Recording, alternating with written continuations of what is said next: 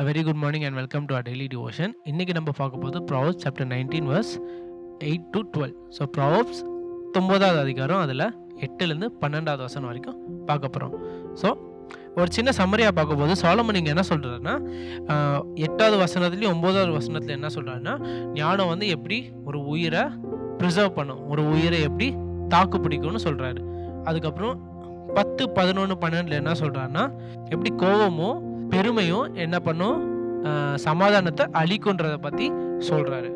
இதில் வந்து நம்ம ஃபோக்கஸ் பண்ண போகிற அதிகாரம் வந்து 8வது அதிகாரம். ஸோ Proverbs 19 அதில் 8வது அதிகாரம் பார்க்க போது whoever gets sense loves his own soul, he who keeps understanding will discover good. இன்னொரு வாட்டி சொல்கிறேன், whoever gets sense loves his own soul, he who keeps understanding will discover good.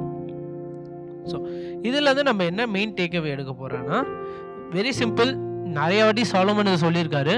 போன டிவோஷனில் நம்ம என்ன பார்த்தோன்னா சொத்தை தேடி போகிறதோட நேர்மையாக இருக்கிறது ரொம்ப முக்கியம்னு சொன்னார். இதில் இப்போ சாலமன் என்ன சொல்கிறாருன்னா நம்ம வாழ்க்கையில் எப்போவுமே என்னத்தை தேடி போகணும், ஞானத்தை தேடி போகிறது ரொம்ப முக்கியம்னு சொல்கிறாரு. என்ன சொல்கிறாரு, ஞானத்தை தேடுறது ரொம்ப முக்கியம்.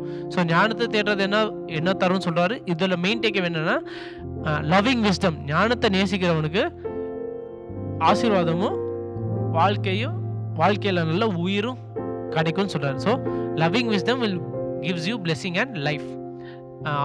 ஞானத்தை நேசிக்கிறவனுக்கு ஆசீர்வாதமும் நல்ல வாழ்க்கையும் கிடைக்கும்னு சொல்கிறாரு. ஸோ இதை வந்து ஒரு சின்ன எக்ஸாம்பிளாக சொல்கிறதுனா, இப்போ ஒரு ரூமில் இருட்டாக இருக்குன்னா நம்மளுக்கு என்ன தெரியாது, வழி தெரியாது சுத்தமாக, எங்கே போகணும் நம்ம அந்த ரூமில் ரொம்ப நாள் வாழ்ந்தா ஒரு எஸ்டிமேட் இருக்கும், அதாவது எப்படி போனால். ஆனாலும் ஃபுல்லாக தெரியாது நம்மளுக்கு. இப்போ நீங்கள் உங்கள் ரூம்லேயே நைட்டு லைட் ஆஃப் பண்ணால் நடந்தால் எங்கேயோ ஒரு செவுத்தில் இடிப்பீங்க, இல்லை ஒரு கேபினெட்டில் இடிப்பீங்க, ட்ராயரில் இடிப்பீங்க, இல்லை டேபிளில் இடிப்பீங்க, அந்த மாதிரி. அதே மாதிரி இப்போ அந்த ரூமில் ஒரு சின்ன லேம்ப் இல்லைன்னா ஒரு சின்ன டியூப் லைட்டு இல்லை ஒரு சின்ன ஃப்ளாஷ் லைட் இருந்தால் என்ன பண்ணும், அந்த ஃப்ளாஷ் லைட்டு ரூம் ஃபுல்லாக வெளிச்சம் வருமா? இல்லை, அது ஒரு பர்டிகுலர் இடம் மட்டும்தான் அந்த ஃப்ளாஷ் லைட் இல்லை லைட்டால் வெளிச்சம் காட்டும். ஆனால் அது காட்டுற வெளிச்சம் என்ன, போதுமான அளவு இருக்கும். எதுக்கு போதுமான அளவு இருக்கும், அந்த இருட்டுலையும் நம்மளால் நடந்து வெளியே போய் சேர, நம்ம டெஸ்டினேஷன் போய் சேர வழி காட்டுற அளவுக்கு இருக்கும். புரியுதா? அதாவது அந்த இருட்டை அழிக்காது அந்த ஃப்ளாஷ் லைட். ஆனால் அந்த இருட்டில் நம்ம எப்படி நம்மளை காத்து எப்படி இடிக்காமல் அடிப்படாமல் போய் சேர்றது, சேஃபாக போய் வெளியே போகிறது வந்து காட்டும் அது. அதே மாதிரி தான் சாலமன் இங்கே என்ன சொல்கிறேன்னா ஞானத்தை பற்றி சொல்கிறேன். ஞானம் என்ன பண்ணும், நம்மளுக்கு இந்த அசுத்தங்கள், இந்த துர்மாக்கங்கள் இல்லைன்னா இந்த மாதிரி பாவத்தை விளக்காது. இப்போ நீங்கள் நம்ம ஞானத்தோடு இருந்தால் பாவமே நம்மளை தொடாததெல்லாம் சொல்லவே இல்லை சாலமன். ஆனால் என்ன சொல்கிறாருன்னா நம்ம ஆண்டவரோட ஞானத்தோடு இருந்தால் இந்த மாதிரி பாவம் வரப்போகுது, இந்த மாதிரி துர்மாக்கள் நம்ம சுற்றி இருக்க போது நம்ம எப்படி அடிப்படாமல் அந்த இருட்டில் வந்து நம்ம செவுத்தில் இடிக்காமல் இருக்க மாதிரி அந்த மாதிரி துர்மாக்கள் பாவிகள் இல்லை பாவம் வரப்போது நம்ம எப்படி அடிப்படாமல் சேஃபாக நேவிகேட் பண்ணுறதுக்கு தான் என்ன சொல்கிறாரு சாலமன், ஞானம் ரொம்ப முக்கியம்னு சொல்கிறாரு.